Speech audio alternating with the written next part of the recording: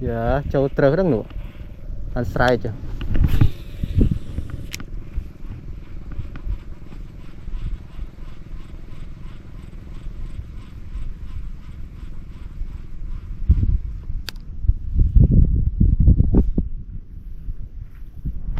khám bán chả khám nó tốt chứ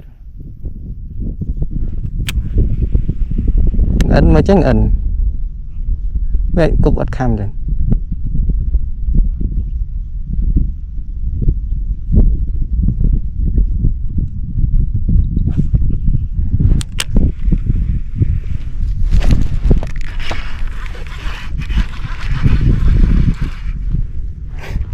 hả